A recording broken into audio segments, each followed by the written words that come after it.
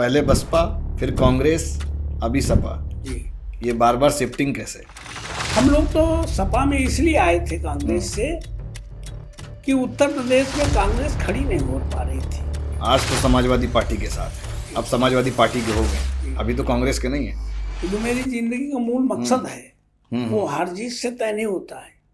कि मेरी जिंदगी का मकसद उन करोड़ों के लिए जिंदा रहना है जिनका कोई देखने और सुनने वाला नहीं है। मैं 1 करोड़ की आबादी में चैलेंज कर रहा हूँ कि 1 करोड़ की आबादी में कोई एक आदमी बता दे कि हमने फोन किया था पलट के राजा रामपाल ने नहीं। आपकी नज़र में अच्छा नेता कौन होता है? आज लोग समझते हैं कि जो एमपी बन जाए, एमएलए बन जाए, तिकड़म से मंत्री बन जाए वो नेता है। आप में और बाकी नेताओं में क्या फर्क है? हम नेता है ही नहीं। आप अलग कैसे? आप नेता नहीं मानते? मैं नेता कहाँ हूँ? नेता जो झूठ बोले 420 करे कि हम कभी चुनाव में किसी को एक हैंडपंप देने की बात नहीं करते, झूठा वादा करते ही नहीं, तो हम कहाँ नेता देते हैं बाद में कुछ के नहीं देते। उसके बाद से ईवीएम में हेरा फेरी शुरू हो गई। आप इस बात को मान रहे कि 100%। तो भाजपा के जीतने का फॉर्मूला क्या है? यही है, हेरा फेरी, झूठ, फरेब, चुनाव आयोग। जब आपकी सरकार आएगी तो आप ऐसा नहीं करेंगे? हमें तो लगता नहीं। देखो तब तो आप भाजपा विरोधी हैं या आरएसएस विरोधी हैं? हम उस हर आदमी के खिलाफ हैं जो संविधान को तोड़ने की, उसको नष्ट करने की कोशिश करेगा, चाहे आरएसएस हो, भाजपा एक ही है, कोई अलग नहीं है। भाजपा में ऐसे कौन से नेता हैं जो आपको बहुत बढ़िया लगते हैं? नहीं, हमारी पसंद नापसंद कुछ है ही नहीं। हमने बताया कि हम लोग अपने घर में जो बना है उस पर खाने पर विश्वास करते हैं। 5 स्टार में क्या बनता है उससे थोड़ी। योगी जी आपको कैसे नेता लगते? योगी ही ठीक लगते थे। आपको बातें नहीं क्या? अभी मुख्यमंत्री हैं, डर नहीं लगता आपको? नहीं, डरना तो अपना कोई काम नहीं है। डरने वाले नेता जानते हो, जो डरने वाले नेता उनके पाले में चले गए, जो डर रहे हैं ठीक बात, वो सब भाजपा में है। हेलो दोस्तों, मैं आप सभी का बहुत स्वागत करता हूं अपने चैनल स्पॉटलाइट विद निखिल में। आज के जो हमारे गेस्ट हैं, मेहमान हैं, बहुत सरल हैं। मतलब राजनीति कैसे करनी चाहिए कोई सीखे तो इनकी जर्नी अगर आप देखेंगे राजा रामपाल जी की, तो आपको आइडिया लग जाएगा कि बहुत सरल स्वभाव से भी बहुत सहज होके राजनीति करी जा सकती है। करीब 30 साल का एक लंबा अरसा इन्होंने राजनीति में दिया हुआ है, जिसमें से 3 चुनाव इन्होंने जीते हैं और 3 हारे हुए हैं, और भी 1-2 चुनाव इन्होंने लड़े हुए थे। सर, स्वागत है आपका हमारे इस पॉडकास्ट में। धन्यवाद निखिल जी। इतना सहज और सरल होके राजनीति कैसे? हमें लगता है कि जो जितना सरल है जी उतना ही सबल है, और जो सबल है वही सफल है। क्या बात है। तो आपको बहुत बार कठिनाई का सामना करना पड़ता होगा, क्योंकि बहुत बार राजनीति में ऐसी चीज़ें होती, लड़ाई झगड़े होते हैं। मैंने जो पूरा आपका चीज़ देखी, पढ़ा, समझा, तो कहीं आपका आज तक लड़ाई झगड़ा नहीं हुआ? ऐसा है, लड़ाई झगड़ा हमसे करना तो दूर, हमारे समर्थक सपोर्टर को भी कभी किसी भी दल ने, चाहे जिस दल की सत्ता रही हो जी, चाहे जो नेता हमसे चुनाव लड़ा हो, हमसे ज्यादा चुनाव लड़ने वाला इस कानपुर में कोई नेता दूसरा नहीं होगा। लेकिन हम लोगों ने नैतिक मूल्यों के आधार पर और राजनीति को, जी, जिसको आज आदमी गाली समझता है वो गाली समझ के नहीं, हम उसको आर्ट ऑफ लिविंग कहते हैं। राजनीति मतलब है वो नीति, वो ज्ञान, वो समझ, वो जानकारी जो ये समझने में सक्षम हो कि क्या हमारे हित में है, क्या हमारे हित में नहीं है, क्या हमारे परिवार के हित में है, क्या हमारे परिवार के हित में नहीं है, क्या हमारे समाज के हित में है, क्या हमारे समाज के हित में नहीं है, क्या हमारे क्षेत्र के हित में है, क्या हमारे क्षेत्र के हित में नहीं, क्या प्रदेश हित में है, क्या देश हित में है। अपने से लेकर जो राष्ट्र के बारे में जिसका विजन हो, वो चाहे प्रधानी का भी चुनाव न लड़े, वो वास्तव में पॉलिटिशियन है। ठीक बात। अगर हम ये जानना चाहें कि राजा रामपाल जी की जो राजनीति के इथिक्स है, क्या नियम है, क्या आपने एक विजन बनाया इस चीज़ को लेकर जिनके साथ में कंप्रोमाइज़ नहीं करना है? मेरी जिंदगी का मकसद उन करोड़ों के लिए जिंदा रहना है जिनका कोई देखने और सुनने वाला नहीं है। ये मेरी जिंदगी का मूल मूल उद्देश्य है। उद्देश्य। ये जो मूल उद्देश्य है, कब तय किया कि आपको राजनीति में आना है और देन लोगों की सेवा करनी है? शुरुआत में मैं जब आया राजनीति में कदम रखे, तो मैं उस समय जनता दल था, कांग्रेस थी जी, बीजेपी भी थोड़ी वाली थी। मैंने तमाम कानपुर के नेताओं से, बुजुर्गों से मिला और उनसे मिलकर मैंने जानना चाहा। मैंने उनसे कहा कि मैं भी राजनीति में आना चाहता हूँ। वकालत पेशे में था ही, लेकिन हमने उनसे पूछा, पूछो क्यों आना चाहते हो, उद्देश्य क्या है? तो उन्होंने हमसे क्वेश्चन किया, क्यों आना चाहते हो? तब मैंने वही जो बेसिक हमारा है मूल उद्देश्य, उसके बारे में बताया कि मैं उस रहबर की तलाश में हूँ, उस रास्ते की तलाश में हूँ जिस रास्ते पे चलकर करोड़ों लोगों के लिए कुछ किया जा सके, करोड़ों लोगों को भरोसा दिलाया जा सके, करोड़ों लोगों के हित में कुछ किया जा सके, चाहे वो राजनीतिक मार्ग हो चाहे अराजनीतिक मार्ग हो। तो कोई भी नेता हमें उस संतुष्ट नहीं कर पाया हमारे मूल उद्देश्य को।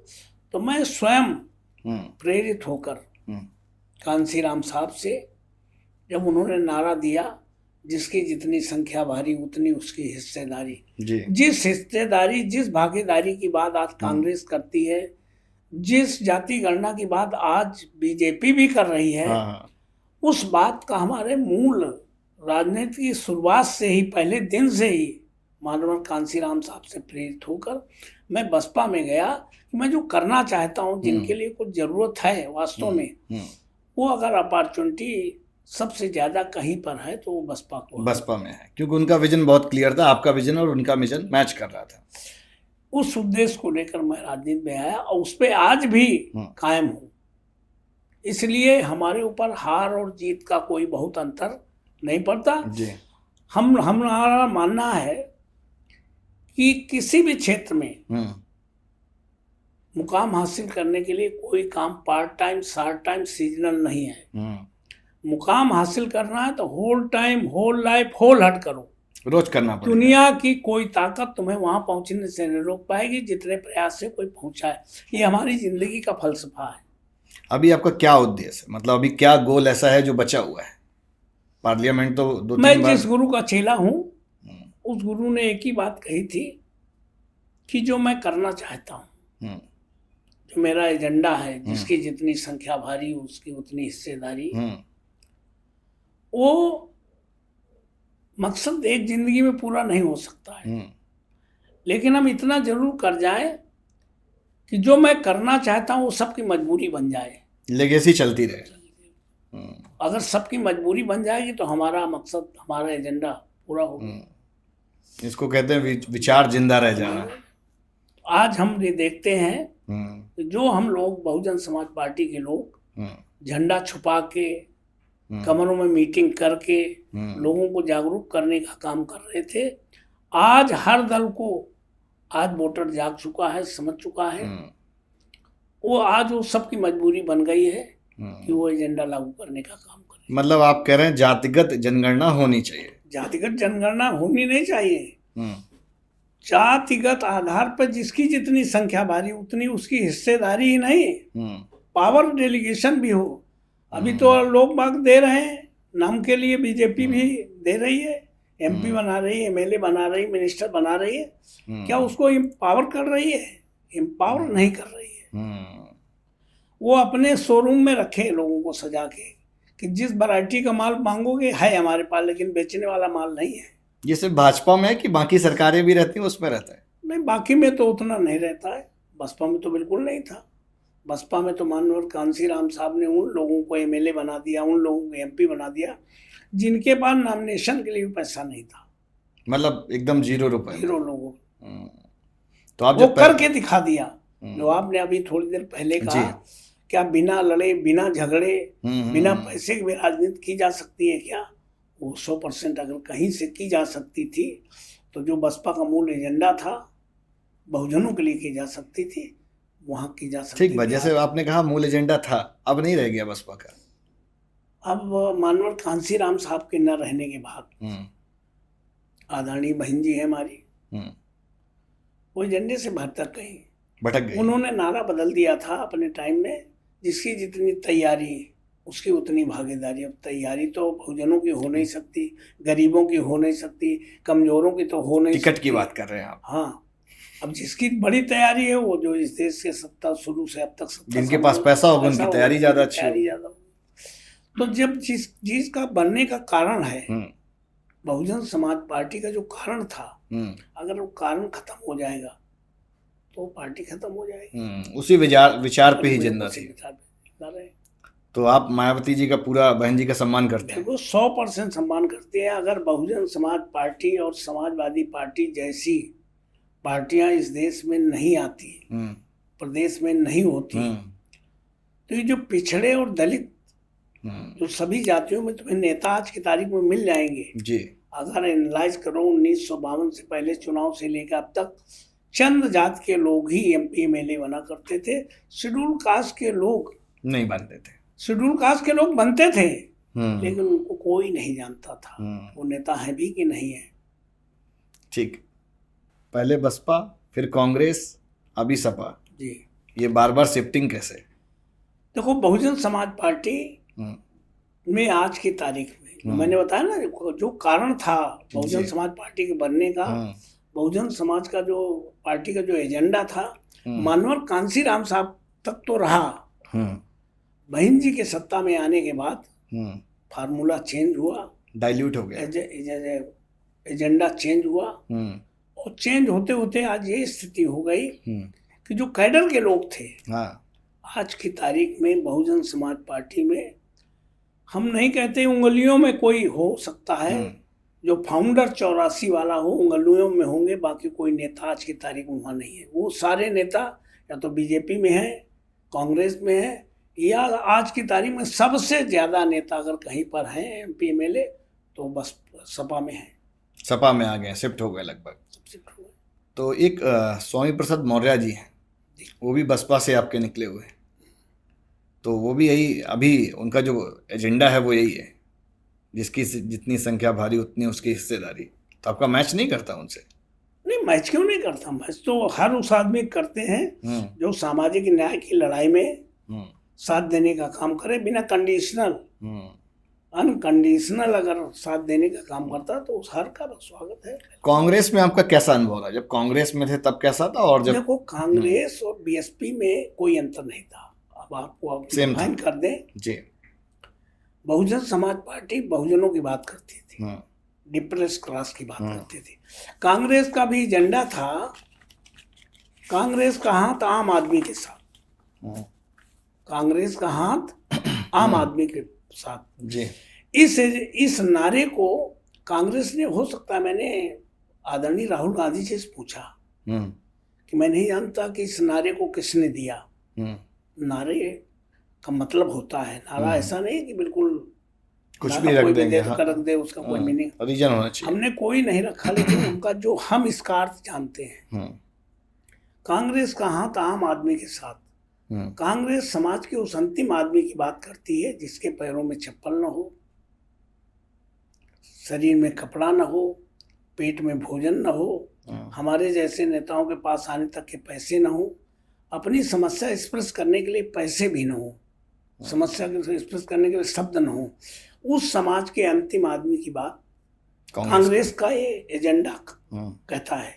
ठीक है। लेकिन कांग्रेस के लोग उन अंतिम आदमियों, जो आखिरी पायदान में खड़े लोग हैं, जिनके जो नारा बता रहा है, अगर खड़े होते तो कांग्रेस की आज उत्तर प्रदेश में दुर्गति नहीं होती। वो नहीं खड़े थे, उनके साथ अगर खड़ी थी तो बसपा खड़ी थी, सपा खड़ी थी, इसलिए सपा बसपा तो आज भी कुछ खड़ी है, कांग्रेस नहीं। कांग्रेस गायब हो गई है। गायब होने से याद आया कि तो इसलिए हमें कोई बसपा से जाने के बाद वहाँ कोई अड़चन नहीं थी, इजी था वहाँ पर, वहाँ भी इजी था। सपा में भी कैसा चल रहा है? वहाँ बोलने की आज़ादी थी, फ्रीडम ऑफ स्पीच जो हमारे संविधान की जी फंडामेंटल राइट्स है जी। वो अगर किसी दल में है, इंटरनल डेमोक्रेसी अगर कहीं पर है तो वो कांग्रेस में है, वो समाजवादी पार्टी में भी है, इसलिए हमें वो नहीं लगा।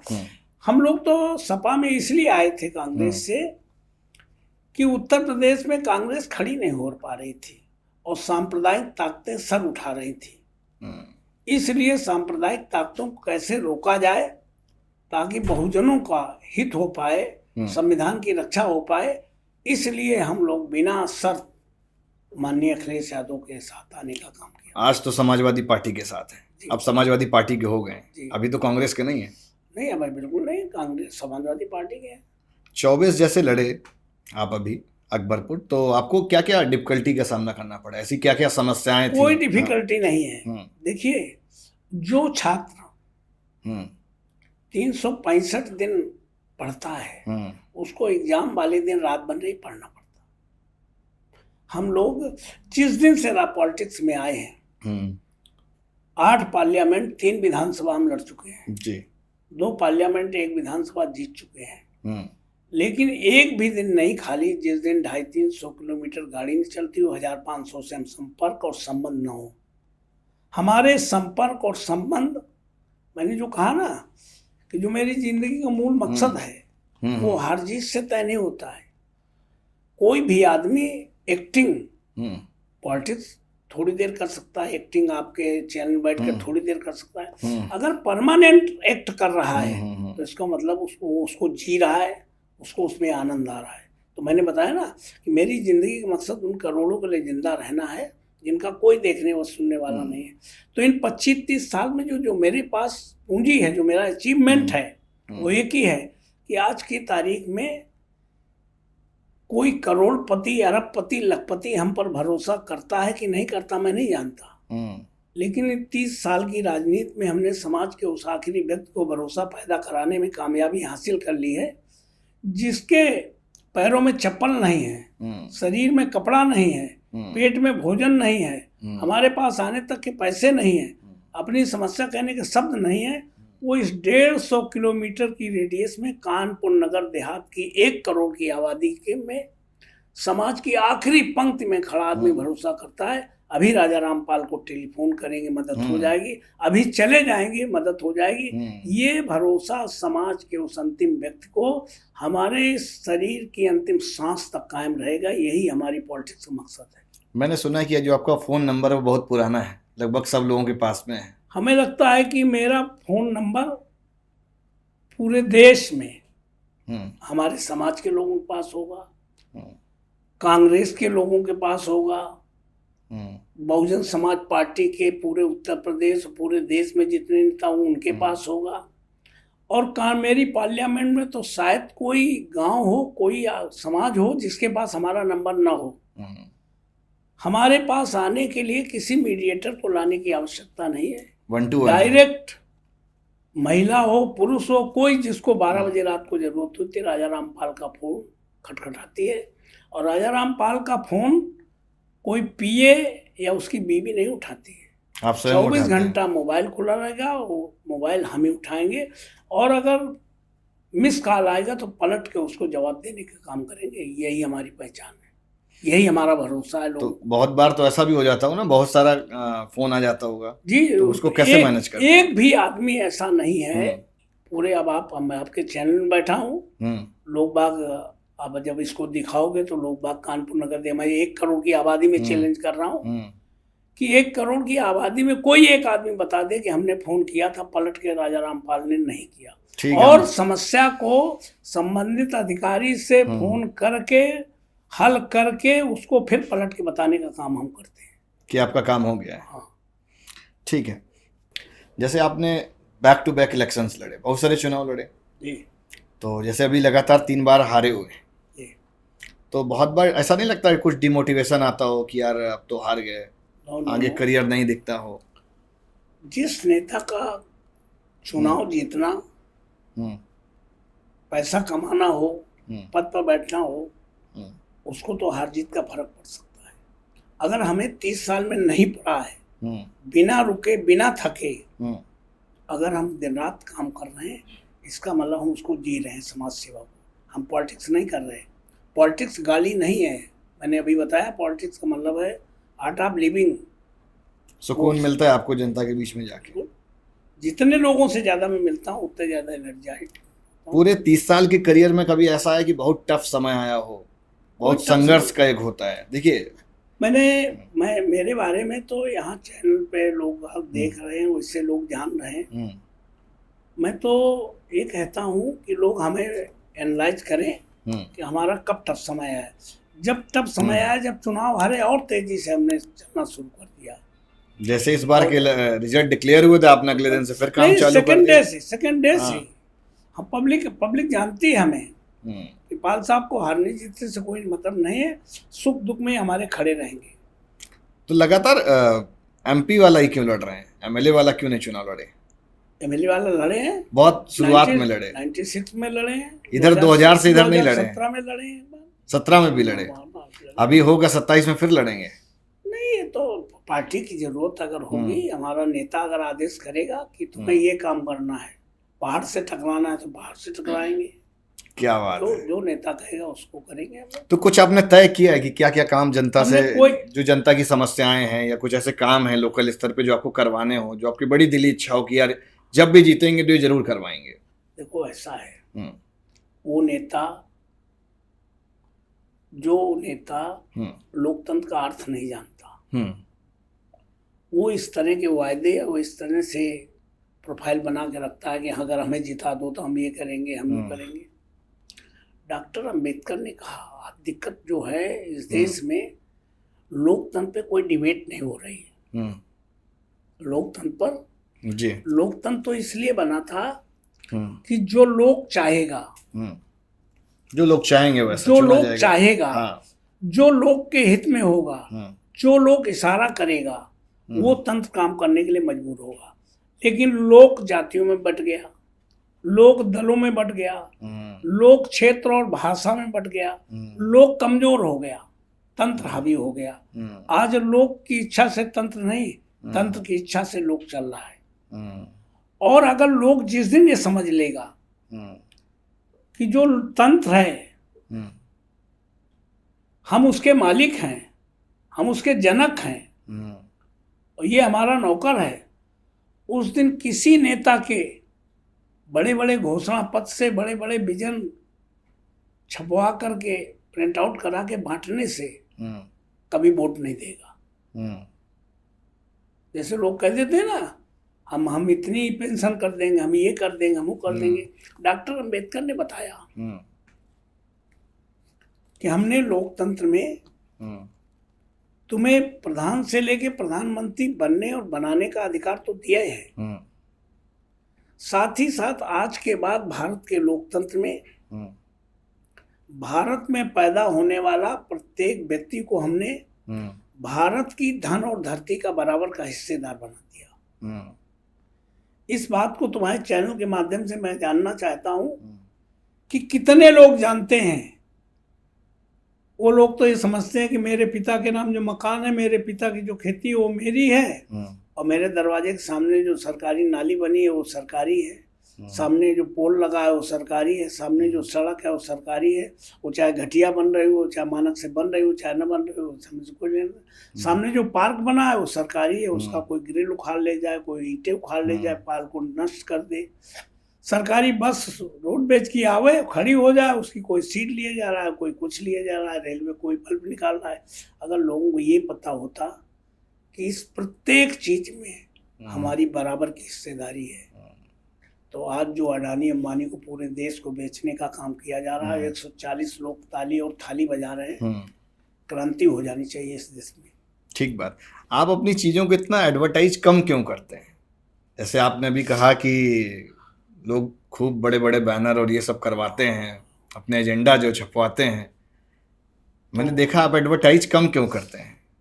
एक अंग्रेजी में कहावत है निखिल जी कि good wine no need push. अगर हमें सुगंध होगी तो क्या सुगंध को भी छेड़ने की जरूरत होती है क्या? क्या बात है। अभी अगर हम राजनीति में बात करें, जैसे कानपुर देहात में अगर थोड़ा समाजवादी पार्टी का देखेंगे, सब जगह जीरो है, मतलब जीरो का सेंस कि विधायक एक भी नहीं है समाजवादी पार्टी के पास। ऐसा है, समाजवादी पार्टी में हम लोग 22 में नए नए आए थे।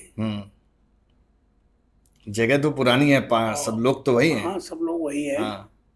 हमें लगता है कि माननीय अखिलेश यादव द्वारा जो पीडीए बनाया गया, हम तो पीडीए से बने हैं, पीडीए में ही शामिल हुए। मैं तो पीडीए का ही पीडीए का हिस्सा है।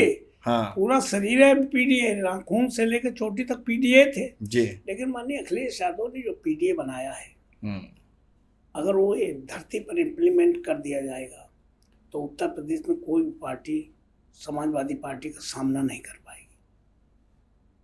तो इस बार आपको क्या लग रहा है, 27 में समीकरण बदलेगा? हमें लगता है कि ये जो 14 का चुनाव है वो मोदी जी के बड़े बड़े वायदों, हमने जो पहले बताया ना, लोकतंत्र का अगर अर्थ जानते हो लोग, तो अगर सवाल कर दे कि तुम कह रहे हो हम 2 करोड़ नौकरियां देंगे, कब दोगे?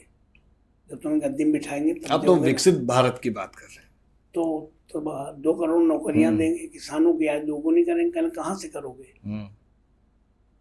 तुम तो कहीं देने की जो रुपए की बात करते हैं, कहाँ से दोगे? तो लोग नहीं जानते, इसलिए ऐसे वादे में आ गए। इसीलिए मैं कहता हूँ कि अगर लोग जान जाएंगे अपने से लेकर देश के बारे में, जिस दिन राजनीति को समझ लेंगे उस दिन खोखे वादों पर कोई भी इस देश का प्रधानमंत्री नहीं बन पाएगा। ठीक बात। अखिलेश जी और राहुल गांधी में से आपको सबसे बढ़िया नेता कौन लगता है? दोनों अच्छे नेता, युवा नेता है, दोनों की बनती है, दोनों की पड़ती, दोनों की विचारधारा मेल खाती है, दोनों सामाजिक न्याय के बड़े पक्षधर हैं, बड़े अलंबरदार हैं, दोनों हमारे नेता रहे। समाजवादी पार्टी को 27 में अगर अपना पीडीए जमीनी स्तर पर उतारना है तो उसको क्या क्या कार्य करने पड़ेंगे? पीडीए विधानसभा संगठन में, पीडीए बूथ संगठन में, पीडीए जिले में, पीडीए प्रदेश में, पीडीए राष्ट्र संगठन में, पीडीए टिकट में, पीडीए सत्ता आने पर। अपनी बात दिखाएगा इसी में आप। पीडीए जब हो जाएगा जी, फिर तो कुछ करने की जरूरत, कुछ फिर एजेंडा सेट करने की थोड़ी जरूरत। पीडीए दिखना चाहिए। पीडीए का क्या मतलब, असल मतलब क्या है, ताकि बाकी लोग भी जाने? पीडीए का मतलब है पिछड़ा जाति वाला या कोई पिछड़ा जाति, पिछड़े जो भी है। पिछड़े का तो जनरल में भी पिछड़े होंगे ना, वो पिछड़े, लेकिन मोस्टली जो पिछड़े ओबीसी की बात कर रहे हैं, आर्थिक, सामाजिक, शैक्षिक, राजनीतिक, किसी भी तरह से पिछड़े जो पिछड़े थे उनकी बात करती है। और पिछड़े से और एससी, पीडीए डी से दलित, वो एससी और एसटी दोनों, ए से अल्पसंख्यक, आधी आबादी महिलाओं की जो है, और अगड़े समाज के वो लोग। पिछड़े का मतलब है जी, आधी से ज्यादा आबादी जो पिछड़ों की है वो, और डी से दलित, और ए से आधी आबादी महिलाओं की, और माइनॉरिटी के लोग जो हैं, मुसलमान हो, सिख हो, ईसाई हो, पारसी हो, और आधी आबादी के अलावा अगड़े समाज के वो लोग जिनको लोकतंत्र पे आस्था है, जिनके संविधान पे भरोसा है, वो सब पीडीए के अंतर्गत आते हैं। इसमें लगभग सभी आ गए, तानाशाही वाले छोड़ के सब आ जाएंगे। ठीक है। आपकी नज़र में अच्छा नेता कौन होता है, या नेता की क्या डेफिनेशन है?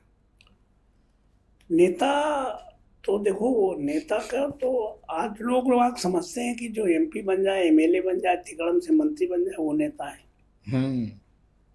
जो नेता चुनाव जीत जाए वो नेता है। वास्तव में नेता कौन थे? नेता सुभाष चंद्र बोस थे। नेता माननीय, उसके बाद अगर किसी को कोई उपाधि मिली है तो नेता माननीय मुलायम सिंह थे। नेता का मतलब है नेता जिसके जाने से, जिसके नाम पर भीड़ बढ़ जाए, भीड़ में इजाफा हो, जिसके जाने से 10-5 हजार से हारने वाली सीटें जीत में तब्दील हो जाएं, जिसके जाने से संगठन जो मजबूत हो ढीला हो, वो स्ट्रेंथ में आ जाए, हो जाए, एक्टिव में आ जाए, वो नेता है। मतलब वोट बैंक होना चाहिए, जमीन स्तर पर पकड़ होनी चाहिए। नहीं फिर काहे का नेता? फिर तो एमपी एमएलए कहो, उसको नेता काहे कहो? माननीय मुलायम सिंह की हैसियत थी, समाजवादी पार्टी की हैसियत है, राहुल गांधी की हैसियत है कि जो नेता अपने सिंबल से अपना पार्लियामेंट, एमपी एमएलए नहीं जीत सकता है, उसको राहुल गांधी चीफ मिनिस्टर बना देते हैं। तो नेता कौन है? जो इसने बनाया, जिसके नाम से बन जाए, जिसके नाम पे बना। माननीय अखिलेश यादव जी नेता है आज की तारीख में, जिसको चाहे उसको MP MLA बना दे। आप में और बाकी नेताओं में क्या फर्क है? हम नेता है ही नहीं। आप अलग कैसे? आप नेता नहीं मानते अपने आप? मैं नेता कहाँ हूँ? नेता जो झूठ बोले, 420 करे, उनको जो नेता लोगों को कहते हैं। धोखा दे, यही नेता की डिफिनीशन है आज की तारीख में। हम लोग ना धोखा देते हैं, ना झूठ बोलते हैं। हम लोग तो इतने पार्लियामेंट चुनाव लड़ने के बाद पूरे क्षेत्र में पता कर लो कि हम कभी चुनाव में किसी को एक हैंडपंप देने की बात नहीं करते, झूठा वादा करते ही नहीं। तो हम कहाँ नेता देते हैं बाद में कुछ के नहीं देते हैं। बिल्कुल देते हैं। जो ये तो पब्लिक का जो है उसको वापस करना है। नेता कहाँ से दे देगा? नेता तो उसको हम माने जो बिना पद पे पहुंचे अगर पब्लिक को दे तो हम कहें उसने दिया। पब्लिक ने जिसको पढ़ा उसको तो रिटर्न करना है, वापस करना है। वो तो एक माध्यम है काम कराने का। बस कराने का है, वो कहाँ से दे देगा? आपने अभी तक कौन कौन से काम कराए? बहुत सारे काम कर, रेलवे बहुत सारे काम कराए। कुछ काम बता दीजिए। आज जो एलिवेटेड जो ट्रैक बनने की बात है अनवरगंज से लेकर मंधना तक जी, वो हमारा विजन है। मैंने उसको उस समय सबसे पहले उठाया डिपार्टमेंट में था। और जो आज मंधना से बिठूर तक ब्रॉडगेज है वो मैंने ही कराया था। ऐसी कोई स्टेशन नहीं होगा, ससौल से लेकर पतारा से लेकर और यहाँ भीमसेन से लेकर के और बरीपाल तक जो चित्रकूट एक्सप्रेस है, सभी जगह ठहराव कराने का हमने काम किया। रूरा से ठहराव, पतरा स्टेशन हाल्ट बनवाने का काम किया। लालपुर अपने क्षेत्र में सबसे ज़्यादा काम हमने रेलवे करा, चूँकि सेंट्रल गवर्नमेंट में जो डिपार्टमेंट आते हैं वही MP करा सकता है। बाकी तो स्टेट वाले तो MLA, स्टेट के लोग MP MLA कराते हैं। पहले की राजनीति में और आपकी राजनीति में क्या फर्क आपने पाया? हम लोग 4 पार्लियामेंट पहले लड़े। हाँ, 96 पार्लियामेंट लड़े जी, बेल्लौर से। बेल्लौर पार्लियामेंट जीते, बेल्लौर विधानसभा जीते, चौबेपुर विधानसभा जीते, सरवनखेड़ा जीते और ससौल जीते। केवल कल्याणपुर से 22,000 से हराए गए। उसके बाद 3 महीने बाद MLA बन गए। फिर 98 पार्लियामेंट लड़े, 99 पार्लियामेंट लड़े, 2004 पार्लियामेंट लड़े। ये 4 पार्लियामेंट जब हम लड़े बसपा से तो हम नहीं लड़े, पब्लिक लड़ी। एक बार हारने के बाद अगर दोबारा हम पब्लिक के लिए 24 घंटे मोबाइल पर 24 घंटे क्षेत्र में अवेलेबल रहे तो 4 पार्लियामेंट में 30 मीटिंगें लगती थी। किसी मीटिंग में बसपा में रह के हमें मीटिंग के लिए पैसा नहीं देना पड़ता था, ना माइक का, ना मंच का, पार्टी ना फंड से भीड़ मिलता था। ऑर्गेनाइज करने का काम नहीं। पब्लिक स्वतः आती थी, चंदा मिल जाता था। पार्टी अपने स्तर पे करती थी, लोकल आदमी करता था। 2004 तक ये सिलसिला, 2004 तक न वो हमारा समर्थक थका न छका न रुका।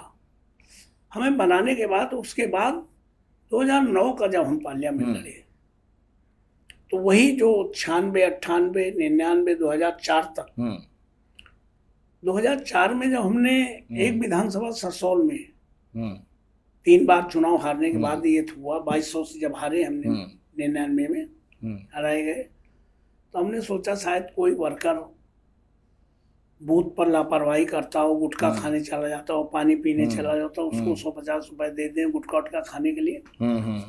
तो हमारे एक अच्छे वर्कर थे पार्टी के, दादा थे रामदयाल प्रजापति, उनको हमने 50 की गड्डी दी कि जब पोलिंग वाले दिन तुम जाना, अगर कहीं लगे कि वर्कर गरीब है तो उसको 150 नहीं है पैसे तो दे देना।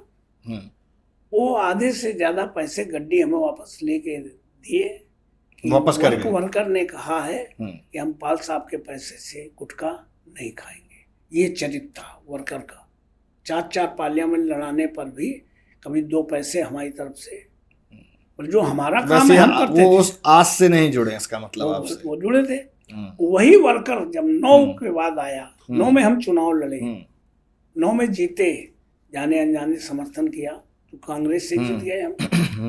तो वो वर्कर आता था, कहता था देखो हम तुम्हारे साथ शुरू से अब तक लगे हुए हैं, आज हमारी बीवी बीमार है और उसको हमने नर्सिंग, हमने कहा आप यहाँ उर्सला भर्ती करा दो, हैलट भर्ती करा दो, हम फिर इलाज करा देंगे। कहना नहीं, नर्सिंग होम भर्ती कराया। तो हम कहते थे कि भाई नर्सिंग होम में जब हिसाब बने तो बता देना, हम लोग उससे कह के कम करा देंगे। कहता था वो आपसी है, वो कम कर देंगे, लेकिन तुम हमें इतने पैसे दे दो। ये अंतर आया है। जो वर्कर 4-4, 5-5 बार लड़ाने ने थका न छका न कोई अपेक्षा थी, आज ये ट्रेंड बदला है। समझ गए, कहीं ना कहीं राजनीति में एक पैसे का प्रभाव आ गया है। ऐसे आपका कोई दोस्त, घनिष्ठ मित्र, भाई जो है, जो राजनीति में, जो पहले चुनाव में आप लड़े हो और अभी भी आपके साथ में हो? ऐसे तो हजारों में है अभी, हमारे एक आध नहीं है।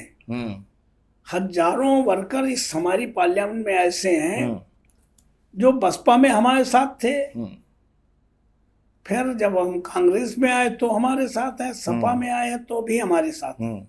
ऐसे हजारों हैं, एक आध नहीं है, हजारों। वो सारा वोट जो हमारे साथ रहता है वो दूसरे को पूरा ट्रांसफर हो सकता है। हमारा वाला ऐसा नहीं, हमारा समर्थक फिक्स है, मतलब अगला भी होगा। ब्राह्मण भी अगर हमारा समर्थक होगा तो 96 से अब तक वो अभी भी होगा। ठाकुर भी होगा तो अभी भी होगा, बनिया होगा वो भी अभी होगा, और बैकवर्ड पिछड़े दलित मुसलमान तो 100% पहले से ही है। 2024 में कमी कहाँ रहेगी? देखिए 2014 में मोदी जी ने बड़े बड़े वायदे किए और कांग्रेस को भ्रष्टाचारी बता करके इमोशनली ब्लैकमेल किया, युवाओं को ब्लैकमेल किया, किसानों को ब्लैकमेल किया, महिलाओं को किया, और कांग्रेस को भ्रष्टाचारी बता करके चुनाव जीत गए। उसके बाद से ईवीएम में हेरा फेरी शुरू हो गई। 14 में भी किया। आप इस बात को मानते हैं कि 100% ईवीएम में हेरा फेरी हो जाती है? ईवीएम में हेरा फेरी हुई। ईवीएम में हेरा फेरी के साथ साथ अब तो चुनाव आयोग हेरा फेरी कर रहा है। आप देखते होंगे अब फॉर्म 17C जो पड़े हुए वोटों को, जो हमारा बूथ एजेंट होता था उसको 17C भर के एक कॉपी रिसीव कराता था, इतने वोट थे, इतने पड़े, एक लिस्ट दी जाती थी कि लिस्ट रहेगी जो आता था, पर्ची देते वही पूरा जिस दिन पोलिंग होती थी वो पूरा कलेक्ट होता था, और रात में ही प्रेस में जाता था कि इतने वोट फला लोकसभा में, विधानसभा में पड़ा। वो मतलब बंद कर दिया गया, एक तरह से मैच करता था कि इतने पड़े। अब उसका 3 दिन 4 दिन बाद प्रकाशित होता है, उससे पड़े वोटों से 4-5% बढ़े दिखाए जाते हैं, उसी को हेरा फेरी करके काउंटिंग कराई जाती है। वो तो खुले। 2024 में ऐसा हुआ? 24 में हुआ, 19 में हुआ, 14 में हुआ। एकदम खुल के कह रहे हैं? खुल के कह रहे हैं, मैं तो खुल के कह रहा हूँ। ईवीएम में हेरा फेरी, वोटों की चोरी, चुनाव आयोग आज की तारीख में, अब तो राहुल गांधी हरियाणा के चुनाव को और महाराष्ट्र के चुनाव को खुलेआम चैलेंज किया है सुप्रीम कोर्ट में, और सुप्रीम कोर्ट ने डायरेक्शन दिया है भाई 2 लिस्ट, जो लिस्ट कैंडिडेट को दी जाती है, जो लिस्ट पार्टी को दी जाती है, उस लिस्ट में जो लिस्ट प्रिसाइडिंग अफसर को दी जाती है, उसमें बड़े पैमाने पर वोटों की हेरा फेरी होती है। बाहर जो लिस्ट होती है, बाहर जो लिस्ट होती है कैंडिडेट के पास, उसके एजेंट के पास, उसमें वोट होगा, और जो लास्ट टाइम में प्रिसाइडिंग अफसर को लिस्ट दी जाएगी उसमें बड़े पैमाने पर वोट नहीं होते, या तो उन्हें दाएं बाएं कर दिया, शिफ्ट कर दिया जाता है, वो चोरी है। सत्ता पक्ष को प्रशासन की मदद से हम लड़ रहे हैं। पाल वोट, यादव वोट, मुसलमान मैक्सिमम वोट जो समाजवादी पार्टी का है, उसको हर विधानसभा में 20 से 30,000 रुपए, 30,000 वोट काटने का प्लानिंग लास्ट टाइम में, और अपने फर्जी बढ़ा देने का। ये तो बड़े पैमाने चोरी हो रही है। तो भाजपा के जीतने का फॉर्मूला क्या है फिर? यही है, हेरा फेरी, झूठ फरेब, चुनाव आयोग। जब आपकी सरकार आएगी तो आप ऐसा नहीं करेंगे? हमें तो लगता नहीं। देखो तब अंतर है निखिल जी। हम लोग जब 2004 पार्लियामेंट जीते, 4 बार लड़ने के बाद, जो श्याम बिहारी जीते, हाँ जी 2200 से जीते हमसे, बिल्लौर से 99 में जीते, 2200 से जीते, 96 में जीते, 22,000 से जीते। हम जब जीते तो 70,000 से जीते, हम जब दोबारा जीते 37,000 से जीते। जायसवाल जीती थे एक बार 6,000 से जीते, एक बार 16,000 से जीते, एक बार 17,000 से जीते। तब जीत होती थी 10, 20, 25, 50,000। आज की तारीख में 3 लाख, 4 लाख, 3 लाख, 4 लाख, कोई हिसाब ही नहीं है। मतलब आपके कहने का मतलब वोट बैंक का ज्यादा डाला जाता है? डाला नहीं जाता, लिस्ट में दिख जाता है, लिस्ट में मिल जाता है सब। ठीक है। एक बड़ा अहम प्रश्न है, भोले जी से आपके कैसे संबंध है? हमारे सभी से अच्छे संबंध हैं। हाँ। हम भोले जी से चुनाव लड़ते हैं। लगातार वो भी अकबरपुर लड़ रहे हैं, आप भी लड़ रहे हैं। मैं कह रहा हूँ, मैं तो श्याम बिहारी भी लड़े हमसे 4 बार, 3 बार हमसे जीते। चौथी बार जब हम जीत के गए पार्लियामेंट में, तो पार्लियामेंट मिल गए, तो उनको हमने पार्लियामेंट वाली गली में बैठाया। कल हमें बीडी मार्ग जाना है, हमका पहले बीडी मार्ग छोड़ेगी पार्लियामेंट वाली गाड़ी, उसके बाद यूपी पहुंच जाएंगे। हमने कहा श्याम बिहारी जी, मिश्रा जी, हमने आपसे चुनाव लड़ा है, युद्ध और फौजदारी थोड़ी की है कि तुम्हारे 4 मार दिए हमने, तुमने हमारे 6 मार दिए। चुनाव हमने मतलब कहा अलग है। हमने चुनाव लड़ा है, आपने जो घोषणा कर दी हो हमें लिस्ट दे देना, तुम्हारी घोषणा हमारी घोषणाओं का हम वो काम करा देंगे। कह ये तो पाल साहब आप पे भरोसा है कि आप कोई ऐसा करेंगे। तो ऐसा हम कोई भी काम पार्टी बढ़िया मित्र है मतलब आपके? नहीं, हमारे तो रहे उनसे। जो भोले जी हैं वो चुनाव लड़े हैं, जीत गए हैं, ऊपर वाले को, उनको ऊपर वालों की मदद मिल रही है, ऊपर वाला भी प्रसन्न है, हमारे पर हो सकता है नाराज हो। ठीक है।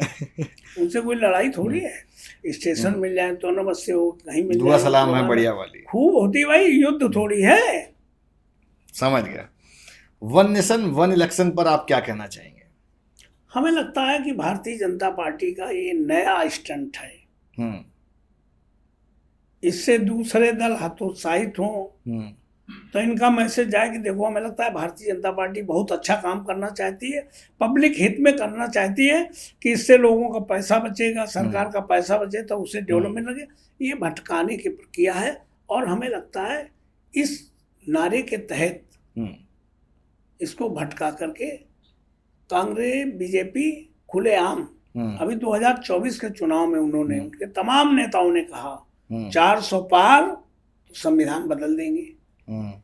और हमने संविधान बचाओ भागीदारी पाओ महारैली, अगर सबसे पहली कोई रैली पूरे देश में संविधान खतरे में है, इसको रैली किसी ने की है तो राजा रामपाल है, अकबरपुर में हमने रैली की थी। शुरुआत आपके यहाँ से 2023 में 26 नवंबर संविधान दिवस 2023 में हमने संविधान बचाओ भागीदारी पाओ महारैली, उसी पे पूरा 24 का चुनाव हो गया।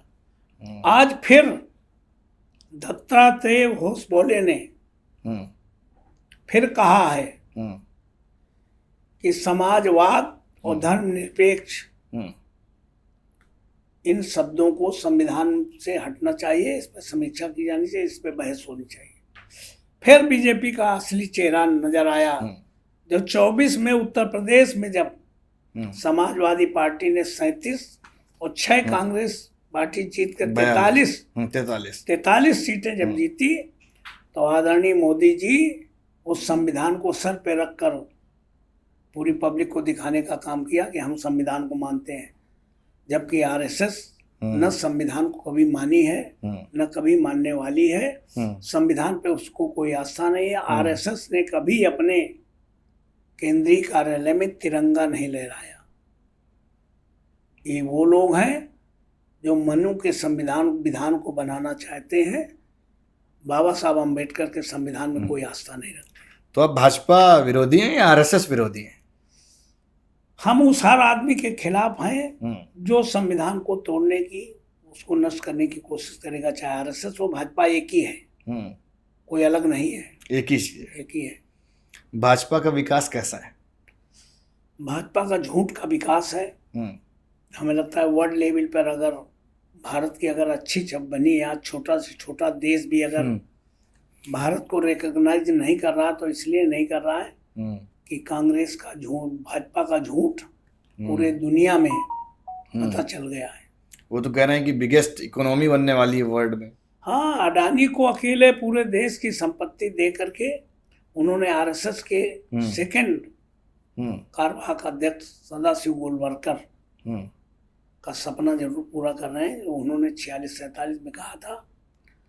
पहले तो उन्होंने ये कहा कि जो आज़ादी दलितों को, पिछड़ों को, अक़लियत को, सर्वहारा वर्ग के लोगों को बराबर का हक देती हूँ, ऐसी आज़ादी से गुलामी बेहतर। यानी आज़ादी में उनका कोई योगदान नहीं था। फिर उन्होंने कहा कभी इस देश में सत्ता में आने का मौका मिले तो पूरे देश के साधन संपत्ति अपने 2 करीबी मित्रों को सौंप के पूरे देश को आर्थिक गुलाम बना करके इनमें राज करने का काम करो। वही काम मोदी जी ने किया है। ठीक बात। समाजवादी पार्टी का विकास कैसा है?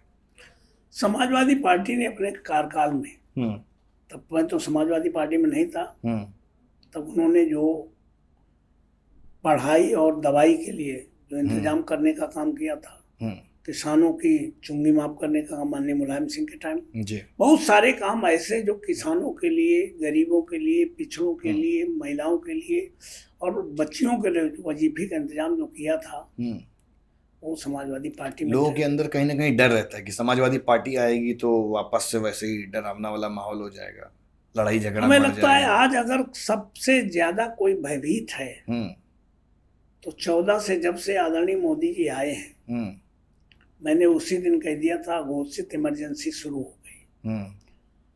आज आप समझ लीजिए कोई भारत का ऐसा कोई दल का नेता नहीं है जो मोदी जी के अघोषित आपातकाल से भयभीत ना हो। मुस्लिम समाज पूरी तरह से डराया जा रहा है, दलित पिछड़ों के साथ अन्याय हो रहा है, नेताओं को सीबीआई ईडी का डर दिखा करके उन्हें अपने पाले में किया जा रहा है। आपको नहीं डराया गया? हमारे पास कुछ है ही नहीं तो हमें क्या डराएंगे। इटावा वाली घटना पे आप क्या कहना चाहेंगे जो अभी हाल ही में हुई है? इटावा वाली घटना ये बताती है, मैंने पहले बताया कि ये जो मौजूदा 14 से सरकार है वो संविधान विरोधी सरकार है, संविधान को न मानने वाली सरकार है, आरएसएस की विचारधारा वाली सरकार है जो भारत के संविधान को नहीं मानती है, मनु के संविधान को मानती है। ये तो उसी टाइम रामलीला पार्क में ही संविधान का विरोध किया था आरएसएस ने। होश बोले ने बता ही दिया है कि धर्मनिरपेक्षता और समाजवाद जैसे सब होने नहीं चाहिए। तो वो घटना निश्चित तौर पे बताती है कि इस देश में बाबा साहब अम्बेडकर का संविधान नहीं चल रहा, कानून का राज नहीं चल रहा है। पीछे मनु की जो सोच है, डिक्टेटरशिप की सोच है, उसको दर्शाने का काम किया है। और इटावा की घटना तो इतनी शर्मसार करने वाली है कि उसी समय दत्तात्रेय होसबोले का वो बयान आना कि संविधान बदलने की आवश्यकता है, फिर से उनके 24 के पहले वाले एजेंडे को उजागर करने का काम कर दिया है। इसलिए मैं तो बहुजन समाज से और पूरे समाजवादी पार्टी के लिए संविधान पे आस्था रखने वालों लोगों से आपके चैनल के माध्यम से मैं निवेदन करता हूँ कि अब न बटने की जरूरत है, न डरने की जरूरत है, न किसी लालच में फंसने की जरूरत है। अब डट कर बाबा साहब अम्बेडकर के संविधान को बचाने के लिए सबको एकजुट होकर इन सांप्रदायिक ताकतों से लड़ने की जरूरत है। ठीक बात। भाजपा में ऐसे कौन से नेता हैं जो आपको बहुत बढ़िया लगते हैं? भाजपा में नेता तो हमने बता ही दिया। नेता कौन? कोई तो ऐसा होगा, इतना बड़ा राजनीतिक करियर है, कोई किसी को तो पसंद करते होंगे। नहीं, हमारी पसंद नापसंद कुछ है ही नहीं। हमने बताया कि हम लोग अपने घर में जो बना है उस पर खाने में विश्वास करते हैं। 5 स्टार में क्या बनता है उससे थोड़ी हमें मतलब है। ठीक बात। अखिलेश जी अगर एक यात्रा करें उत्तर प्रदेश में तो उसका कुछ प्रभाव, जो आपने बोला था बहुत शुरुआत में कि पीढ़ियां जमीनी स्तर पर लग जाए, तो आपको लगता है कि यात्रा करनी चाहिए? देखो, यात्रा करनी चाहिए, यात्रा कर भी रहे हैं, रोज काम कर रहे हैं, अलग अलग समाजों से बैठ के बात कर रहे हैं। जैसे राहुल गांधी जी ने एक यात्रा की थी ना, उस तरह की अगर यात्रा करते हैं तो क्या बदलाव आपको लगता है कि देखने को मिलेगा? अभी 22 में तो यात्रा की थी उन्होंने, 24 में भी की थी, फिर करेंगे। निश्चित तौर पर करेंगे, करना चाहिए, उसका फायदा होगा। गाँव हर जिले में जाएंगे, लोगों में उत्साह होगा। जो आजकल भय का वातावरण है, प्रशासन पे कुछ दबाव बनेगा, जो मनमानी कर रहा है, लूट भ्रष्टाचार महंगाई चरम पर है, उसमें कम से कम हर जिले में जाएंगे तो मैसेज जाएगा, अखबारों में आएगा, टीवी में कुछ तो आएगा, फर्क पड़ेगा। मतलब 100% फर्क। योगी जी आपको कैसे नेता लगते हैं? योगी जी हमारे साथ में बैठते थे, योगी जी हमारे नॉर्थ में रहते थे, योगी ही ठीक लगते थे। आपको बातें नहीं क्या? नहीं, योगी जी तो बताया था मैंने कि योगी जी हमारे पड़ोस में रहते थे, योगी जी हमारे साथ MP थे, अभी मुख्यमंत्री हैं। डर नहीं लगता आपको? नहीं, डरना तो अपना कोई काम नहीं है। डरने वाले नेता जानते हो, जो डरने वाले नेता उनके पाले में चले गए हैं, जो डर रहे हैं ठीक बात, वो सब भाजपा में है। आपकी बातचीत होती है उनसे? जब साथ में ही बैठते तो बातचीत भी होती होगी? अब योगी मुख्यमंत्री है, तब वही मुख्यमंत्री थोड़ी थे। पहले होती थी? तो पहले होती थी, पहले तो मॉर्निंग वॉक में मिल जाते थे मैं कभी कभी। तो 27 और 29 में कब लड़ेंगे? 27 लड़ेंगे, 29 लड़ेंगे? कौन? हाँ, मैं? हाँ। हमारा नेता जो चुनाव कहेगा, अगर नेता चुनाव नहीं लड़ेगा तो और क्या करेगा? हमारा नेता जो आदेश करेगा, जिसमें पार्टी का हित हो, संगठन में हित हो, वो जिससे पार्टी को लाभ हो, वो हर काम करने के लिए हम तैयार हैं। आपका नेता कौन? हमारा नेता माननीय अखिलेश यादव। अखिलेश जी को आप नेता मानते हैं? हाँ, पक्का 100%। एकदम कट्टर वाले समाजवादी बिल्कुल है। एक अंतिम प्रश्न सर, कि आप दिन भर फील्ड में रहते हैं, क्षेत्र में रहते हैं, राजनीति और घर कैसे मैनेज करते हैं? घर में भी समय देते हैं? कोई आदमी काम के बोझ से नहीं थकता, काम को बोझ समझ के करने से थकता है। पहले मन में उसको सेट करना पड़े कि ये बोझ नहीं है। घर बोझ नहीं है, समाज बोझ नहीं है, परिवार बोझ नहीं है, पार्टी बोझ नहीं है, संगठन बोझ नहीं है, पार्लियामेंट क्षेत्र या जिला पब्लिक बोझ नहीं है। तो फिर इसी में मैंने बताया ना, तुम्हें एक बार कहा था, तुमने कहा ना कि एक बार आपको कब कठिन लगा हो, तो मैं कहता हूँ कि चला जाता हूँ हंसता खेलता मौजे हवादिस हादसे, अगर आसानियां हो तो जिंदगी दुश्वार हो जाए। क्या बात है।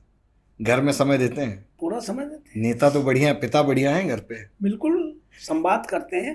देखो, आज जो तमाम समस्याएं हैं जी, परिवार में अगर तनाव है तो वो संवादहीनता का कारण है। आप पत्नी से संवाद करिए तो कोई समस्या नहीं होगी, बेटे से संवाद करिए फिर कोई समस्या नहीं। संवाद ना करने से क्या समस्या हो जाती है? तमाम समस्या होगी। उसके मन में जाने क्या चल रहा है, जो उसके मन में चल रहा है वो अगर हर दिन बात हो तो कोई बातें नहीं रहे। घर में भी नेता रहते हैं कि जो है? नहीं, घर में ना, बाहर जब नेता नहीं तो घर में नेता नहीं। घर में भी नहीं रहते। ठीक है, इसी वार्तालाप के साथ हम इस पॉडकास्ट को देंगे विराम, और फिर कभी आपसे वार्तालाप हम जरूर करेंगे। जब कभी हम लोग क्षेत्र में आएंगे तो आपसे बात करेंगे। नमस्कार।